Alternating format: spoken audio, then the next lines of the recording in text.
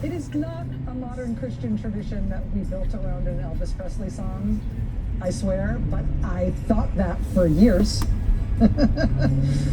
Blue Christmas is, in addition to being an excellent Elvis Presley song, and really, I think the anchor of the 1968 comeback Elvis special, we can all admit.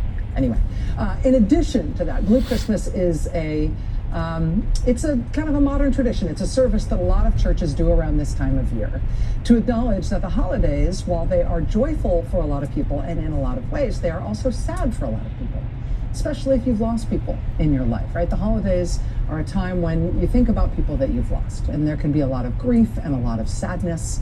So Blue Christmas religious services around this time of year, it's kind of a sweet way to acknowledge that, to sort of make some space for that sadness and grief, with or without Elvis. A few days ago, a group of Presbyterian pastors organized a Blue Christmas service outside the ICE prison where they have been locking up immigrants in Portland, Oregon. Local news organizations, including the Oregonian newspaper, covered it. They reported that a lot of the people who came out for the prayers and carols and scripture readings at the gates of that facility for that Blue Christmas service, those are people who had never taken part in any kind of protest at that facility before. They'd maybe never protested anything before. They'd certainly never been to that ICE prison.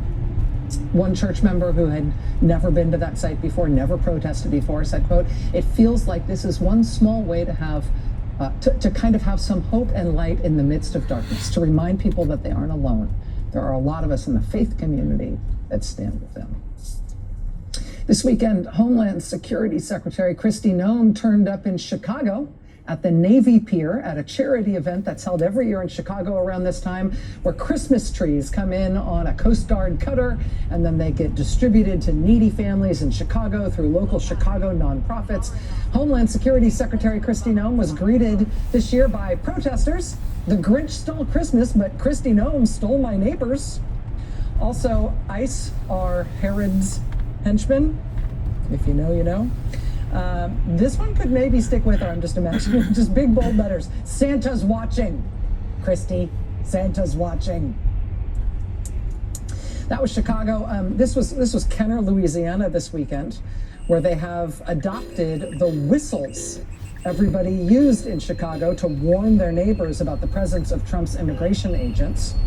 With Trump's agents now operating in places like Kenner, Louisiana. We've seen a whole bunch of Louisiana protests over the last few days, including this loud one in Kenner. Also a protest at the Federal Building in New Orleans. We also saw anti-ICE, anti-Trump protesters dragged out of the New Orleans City Council meeting a few days ago. Those protesters were demanding no collaboration with ICE from their local leaders in the city of New Orleans.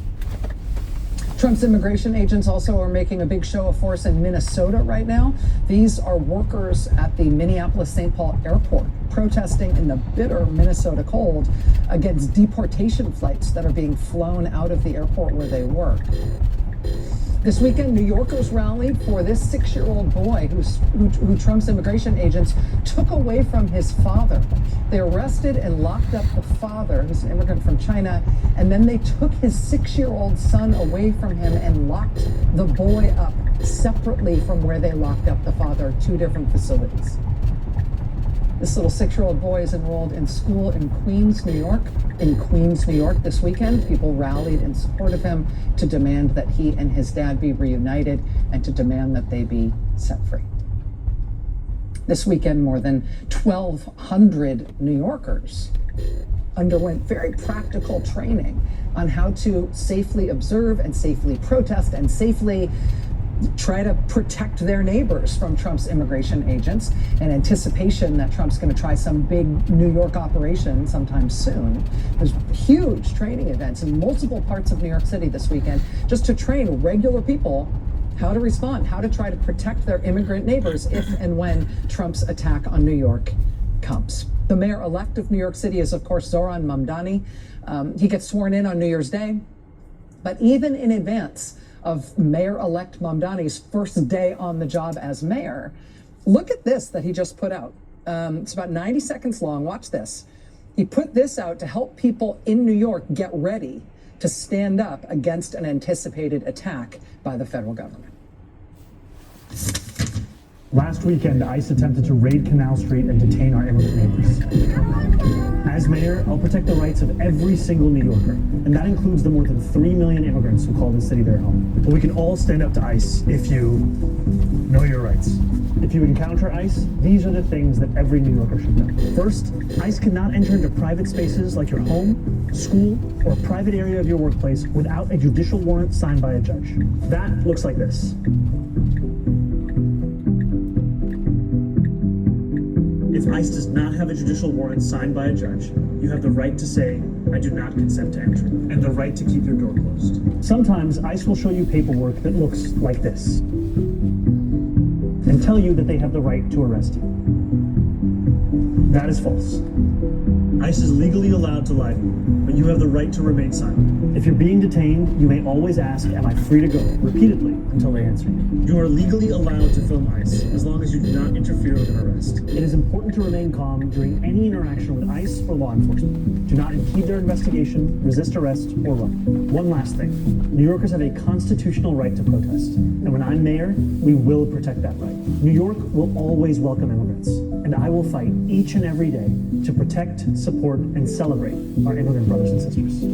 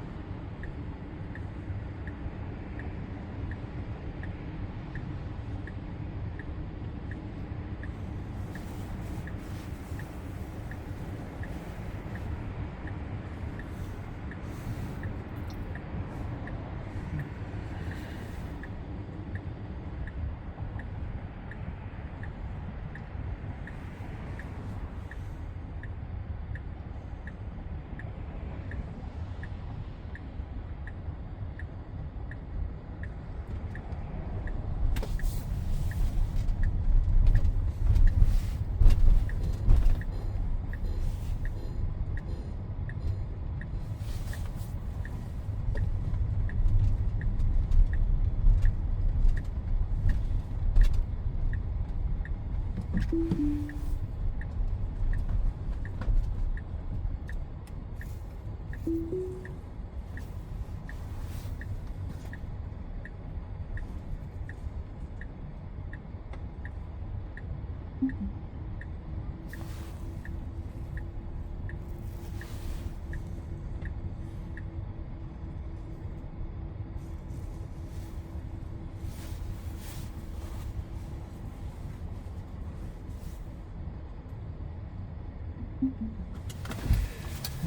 gonna leave this rolling and do a smart summon on the way back.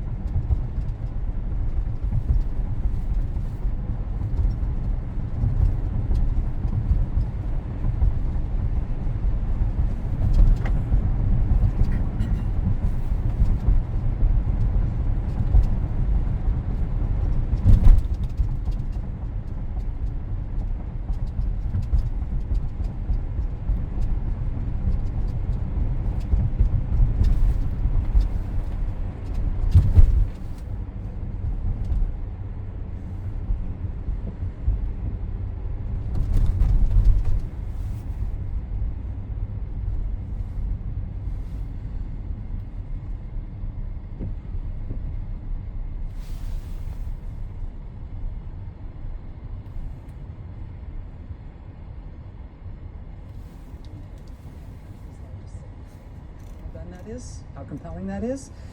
But B, that is also quality and very specific advice. I mean, when that's a practical thing. When he shows you on screen, this is what a judicial warrant looks like. When he gestures as that on screen, like this is where you check for the judge's name and signature, and then he shows you next, by the way, this is not a judicial warrant. This is what they will try to tell you is a judicial warrant, but it's not one. That's just really helpful, really practical advice in terms of potentially interacting with Trump's immigration agents. That's New York City. In Arizona, Democratic Congresswoman Adelita Grijalva was pepper sprayed by Trump's immigration agents and had pepper balls shot at her feet after she had identified herself as a member of Congress. That was in response to Trump immigration raid of some kind in her district in Tucson, Arizona.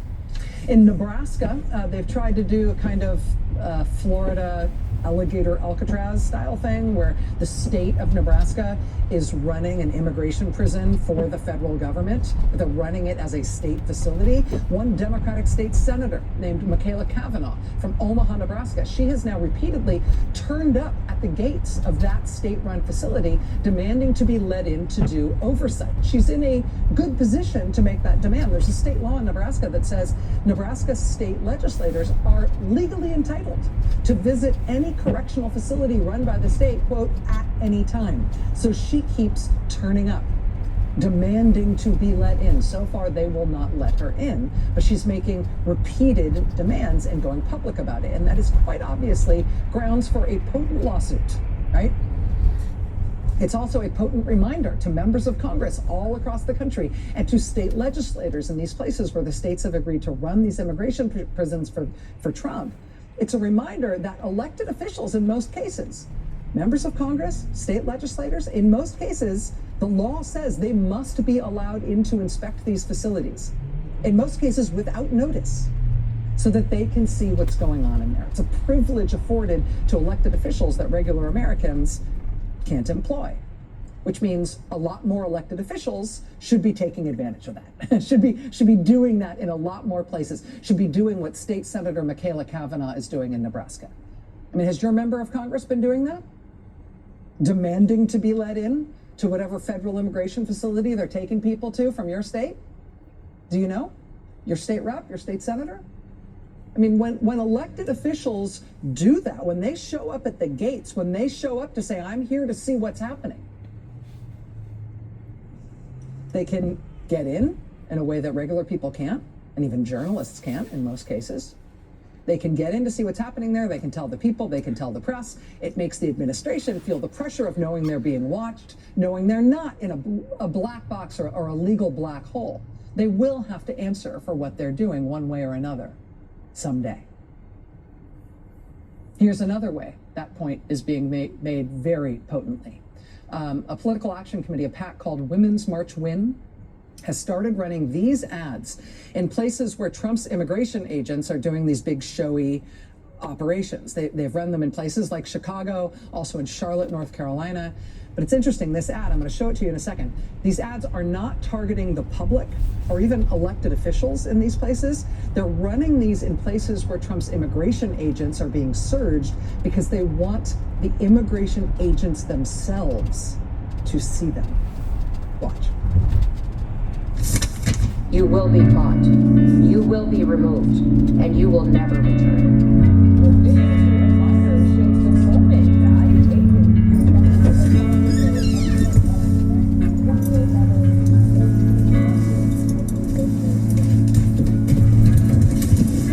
Daddy, how's your day?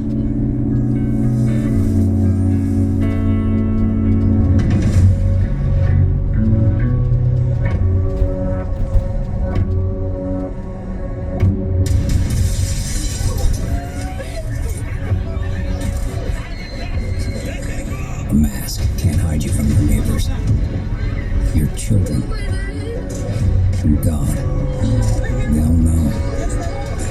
You can walk away before the shame follows you home. Daddy, how's your day? I mentioned those ads are running in places where Trump's immigration agents are being deployed in large numbers, places like Chicago and Charlotte, North Carolina. They've also run those ads on TV in West Palm Beach, Florida.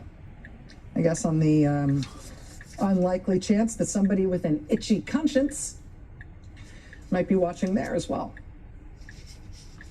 Recently here on the show, we reported on a scrappy, beautiful little community on the coast of Oregon, a town called Newport, Oregon, which is a Dungeness crab fishing town. The Trump administration apparently wants to put some kind of immigration prison in that town. The Trump administration also took away from that town the Coast Guard rescue helicopter there.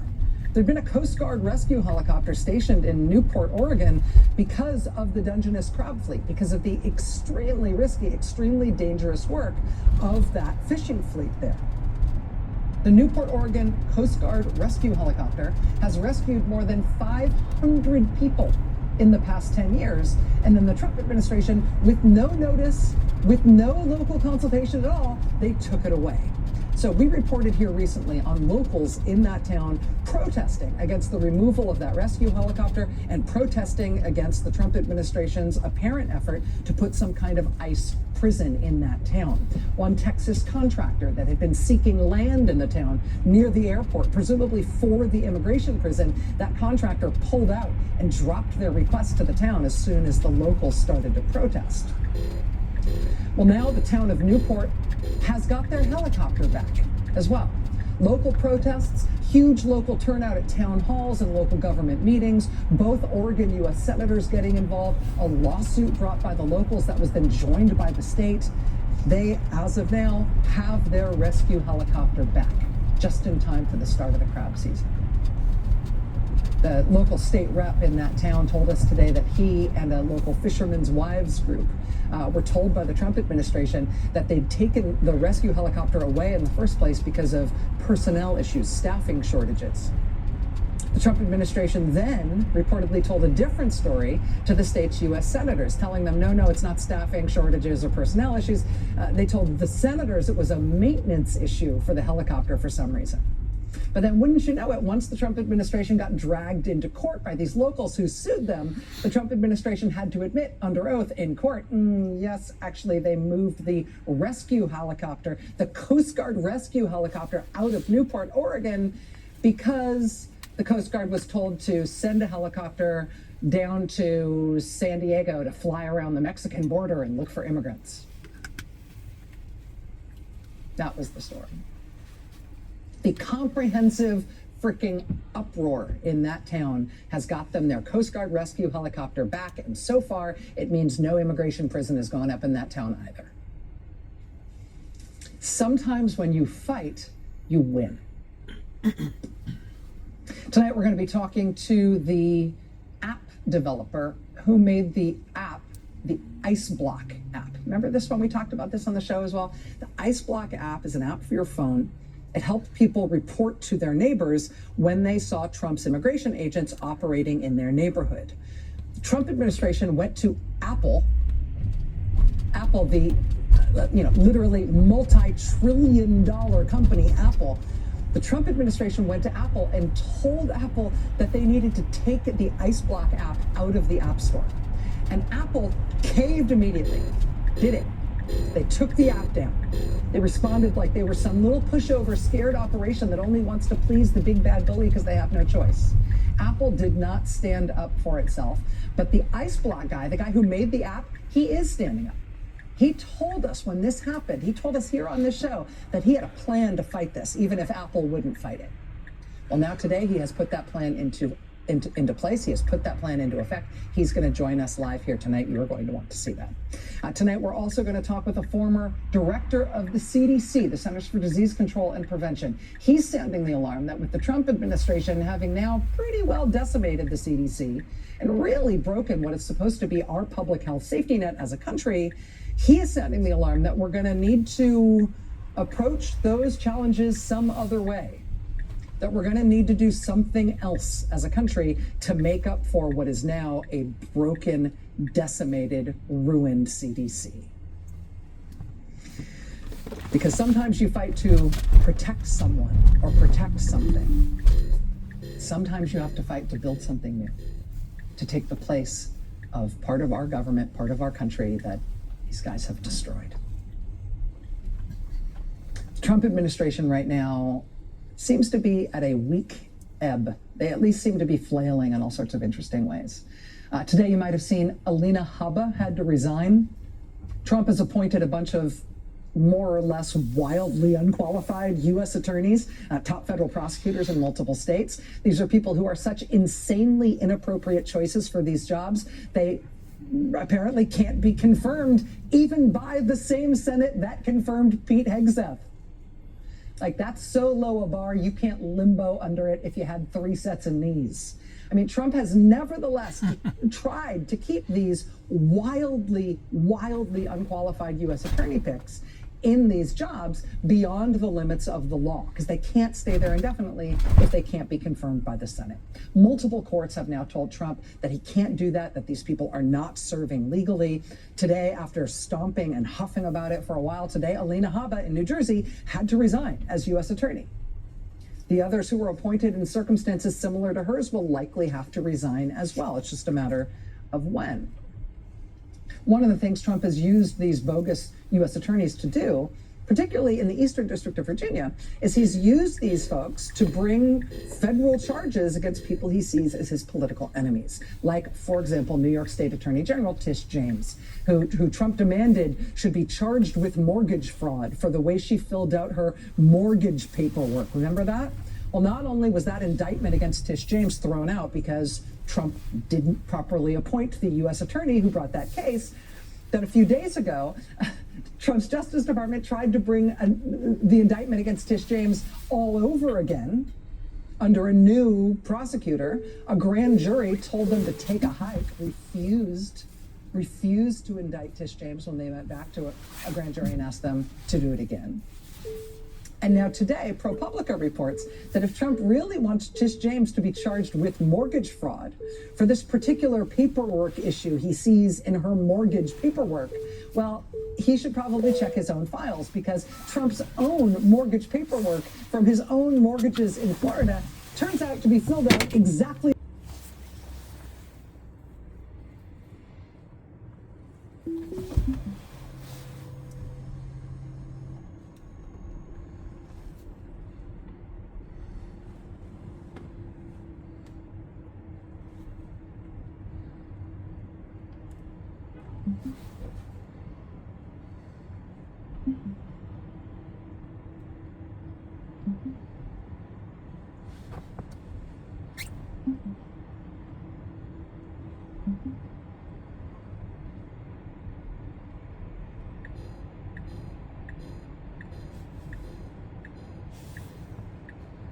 No, we're gonna go the other way.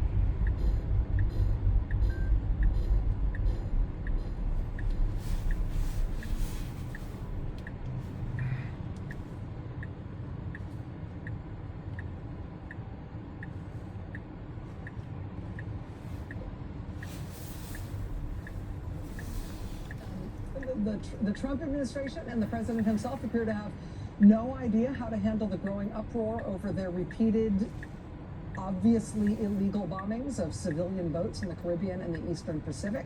Trump said last week that he would, of course, release the video of the second strike in September, where they apparently deliberately bombed civilian survivors of a first strike on one of those boats. Well, now today, Trump said actually he won't do that, and he's denying that he ever said that he would.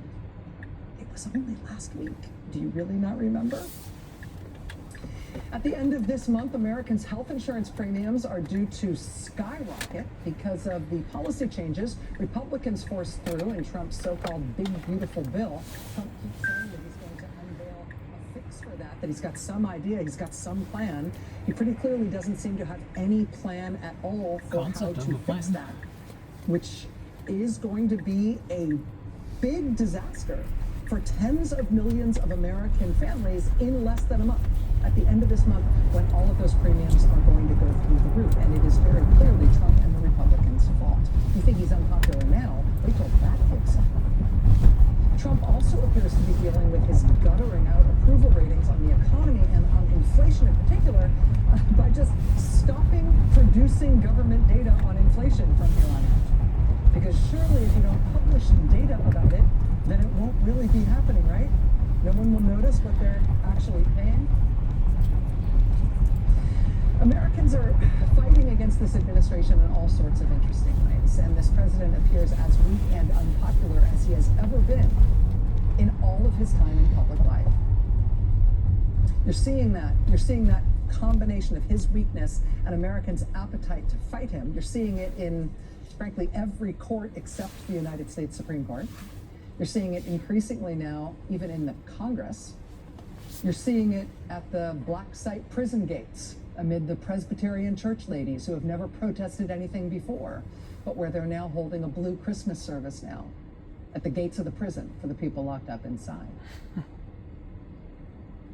Today, we just released 2 new episodes of Burn Order, which is my new podcast about the incarceration of Japanese Americans during World War II and the remarkable fight against that. Non-Japanese Americans didn't come out in the streets and protest that when it happened. And their neighbors were rounded up and forced out of their homes and put on trains by the military and taken away to prison camps, to what FDR called concentration camps. Non-Japanese Americans did not protest in the streets. It's one of the hardest things to come to terms with from that very dark time, in our nation's history. That said, there were some non-Japanese Americans who nevertheless found ways at least to help, at least to try to mitigate some of the harm, at least to go to the gates of the prisons. And that is its own kind of defiance against the mistreatment of others. There was no organized protest. There were no petitions. There was no effort to challenge the mass removal. People watched on the streets as the bus. The term is that Americans are going to start organizing alternative structures to provide those things some way other than through wrong. I'm seeing an emerging agents. Maybe you want to avoid area Diamonds, what you pressure Apple to take the IceBlock app out of the App Store. Block does something very similar to that, but instead of speed cameras, app and reporting at the speed. $29.90, 2-carat, $49.90. Thousands of diamonds and mountings, all guaranteed the lowest price. A gift she won't forget. The Jewelry Exchange Direct. I wanted to have control over drinking instead of alcohol having control over me. I started with Core Health about a year ago. It put the brakes on that I had been looking for. I can drink less and say no, and it's the best feeling in the world. Text TV to 710-710 to learn. Shopify's point-of-sale system helps you sell at every stage of your business. With fast and secure payment, card readers you can rely on, and one place to manage it all. Whatever the stage, businesses that grow with Shopify. It's called IceBlock. It's an app for your phone. You know how there's apps you use when you're driving, and on the app it tells you if there's a speed trap coming up? They get that speed trap information from other people using that app and reporting that the speed trap is there. Once you find out that it's there, you can make of that what you will. You can use that information however you see fit as you drive down the road. IceBlock does something very similar to that, but instead of speed cameras, it's for ICE activity, for immigration agents. Maybe you want to avoid areas where they are operating for whatever reason. Maybe you just don't like tear gas or whistles. IceBlock was created by a software developer in Texas named Joshua Aaron. Naturally, the Trump administration has gone on the warpath against this thing. First, they tried to scare people out of using it. Attorney General Pam Bondi said they were looking at the app and said they were looking at Joshua Aaron and that he better, quote, watch out. White House Press Secretary Caroline Leavitt actually attacked reporters for covering the app as news. That backfired. Quote, IceBlock climbs to top of the App Store charts after officials slam it. Rather than burying this thing, the Trump administration inadvertently spurred hundreds of thousands of Americans to download the app. After that own goal, the administration tried something else. They had tried pressuring the app's creator, Mr. Aaron. They had tried pressuring reporters. The new strategy was to pressure Apple to take the IceBlock app out of the App Store for Apple iPhones. In October, Apple did that, removed IceBlock and other apps like it. Apple said the decision was based on information we've received from law enforcement. But you know what? It's not clear this new strategy is working out all that well either. This was outside an Apple store in Portland, Oregon on Black Friday. People dressed up in Santa hats and frog costumes protesting Apple specifically over the company's decision to block IceBlock from the App Store. And then today, this. Software developer Joshua Aaron is now suing the Trump administration, suing Pam Bondi and Homeland Security Secretary Kristi Noem and a slew of other Trump officials for violating his First Amendment rights to free speech. Lawsuit says the Bill of Rights, including the First Amendment, was crafted precisely to safeguard the people's ability to question authority, expose governmental abuse, and hold public officials accountable. A reflection of the founders' belief that an informed and vocal citizenry is the ultimate guardian of liberty. Mr. Aaron's creation, distribution, and promotion of IceBlock is plainly lawful and protected by the First Amendment. Attorneys for Mr. Aaron filing that suit today on his behalf in federal court in D.C. Attorneys, I should tell you, who are very well-regarded attorneys, who are considered to be very serious litigators. This lawsuit is a big deal. We reached out to Apple today for any comment the company might have. We haven't heard back. But we do have with us tonight the creator of IceBlock himself, Joshua Aaron. Mr. Aaron, thank you very much for coming back. It's nice to see you. Thank you so much for having me back, Rachel. Why did you decide to file this lawsuit? Well, Well, I think you summed it up beautifully in your intro. I decided to file this lawsuit because this administration violated our First Amendment rights. You know, in 1963, there's a Supreme Court case, Bantam Books v. Sullivan, and they defined jawboning as unconstitutional governmental censorship to suppress speech. I think I got that right. But basically what it did was it established jawboning as a direct violation of the First Amendment. So, you know, this is basically exactly what AG Bondi and the Trump administration did to us. And it's really interesting because I know that you love history, I love history, and it reminds me of one of my favorite Ben Franklin quotes, because when he was asked what kind of government the delegates had created, his answer was a republic if you can keep it. Basically saying that our democratic republic is not guaranteed and instead requires an active and informed citizenry. And a lesson we should all take from that is that when we see the government doing something wrong, it is our duty as citizens to hold them accountable. And that's exactly what we're doing here. I saw that quote from the statement from your lead counsel, Deirdre Von Dornum, who said, if we allow community sharing of information to be silenced, our democracy will fail. And it was exactly that point that you were just making that made me think of that. Let me ask you, what's the current status of the app? Are there platforms on which people can still get it, can still use it? Is there a web-based version available, for example? Yes, it's a great question. There isn't a web-based version available. However, anybody who has it installed can still use it just as they always have before, and we encourage them to do so. The big difference when it was removed is that nobody can download it again. And funny enough, even myself, I, the creator, got a new phone, and I don't have it on my phone because it is just not available anymore. So for anybody who does have it, I encourage you to keep using it and protect yourselves and your communities. Joshua Aaron, developer of the Ice Block app, who today has brought a powerhouse lawsuit against the Trump administration for their efforts to shut it down. Keep us apprised, Mr. Aaron. Thank you very much for your time tonight. I appreciate you being here. My pleasure. Thank you so much. We'll be right back. Stay with us. Ebenezer, Ebony.